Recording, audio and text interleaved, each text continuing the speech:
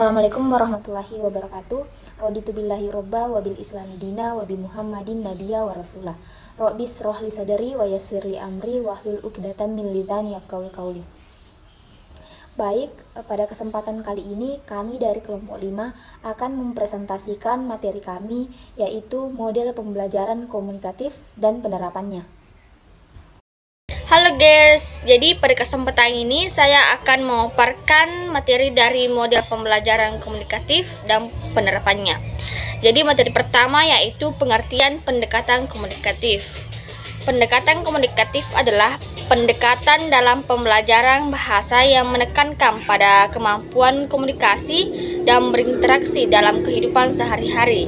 Jadi pendekatan komunikatif dalam pembelajaran bahasa Indonesia bertujuan untuk membuat kompetensi komunikatif sebagai tujuan pembelajaran bahasa dan mengembangkan prosedur-prosedur bagi 4 keterampilan berbahasa, yaitu mencakup menyimak, berbicara, membaca, dan menulis.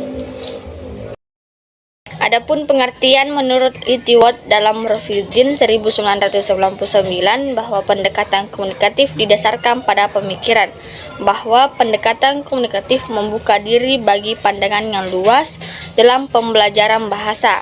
Jadi hal ini terutama menyebabkan ruang melihat bahwa bahasa tidak terbatas pada tata bahasa dan kosakata, tapi juga pada fungsi komunikasi bahasa.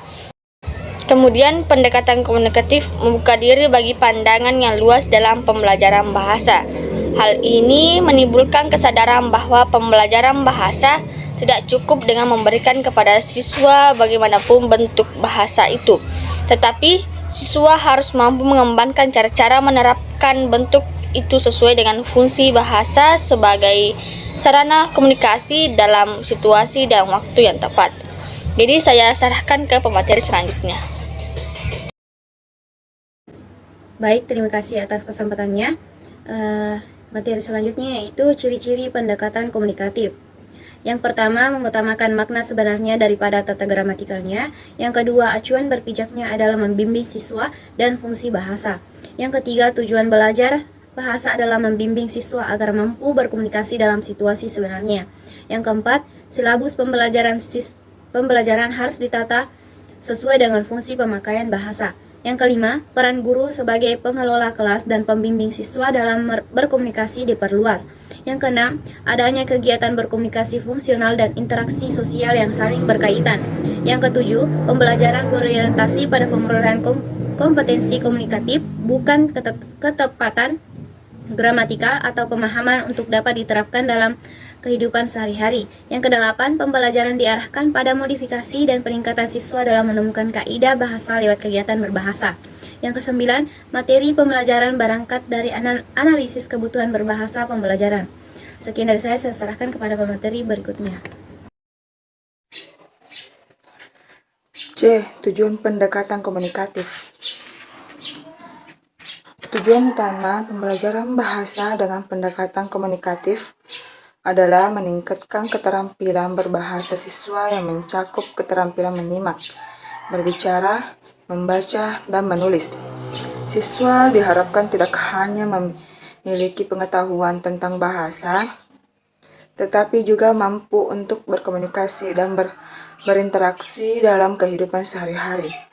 Tujuan dari pendekatan komunikatif dalam pembelajaran bahasa Indonesia adalah agar siswa dapat menguasai kompetensi komunikatif dengan baik. Baik, saya serahkan ke pemateri selanjutnya.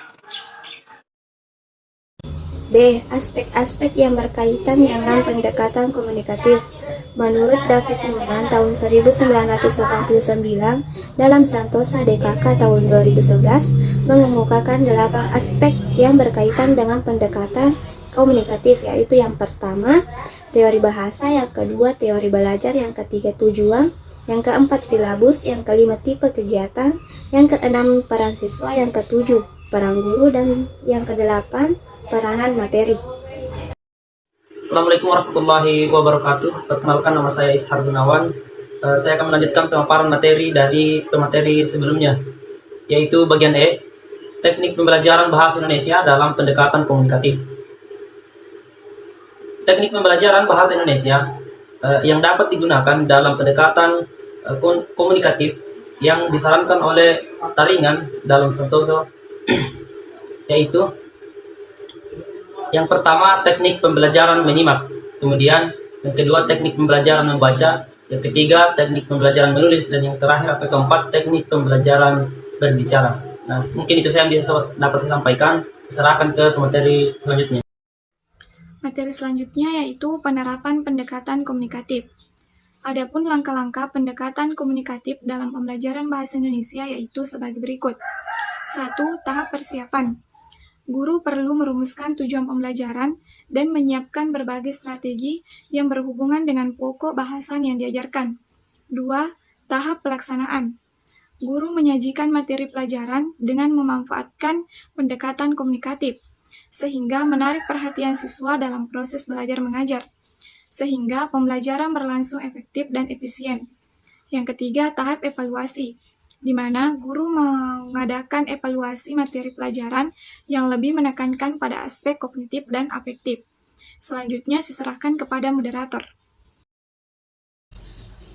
Baik, sebagai kesimpulan, sebagai pendekatan dalam pembelajaran, pendekatan komunikatif ini memiliki ciri yang membedakannya dengan pendekatan lainnya, di mana ciri utama dari pendekatan komunikatif ini lebih mengutamakan kemampuan komunikasi siswa, berbeda dengan tata gramatikal yang hanya menunjang kemampuan berbahasa siswa. Sekian dari kelompok kami, kurang dan lebihnya mohon dimaafkan. Wassalamualaikum warahmatullahi wabarakatuh.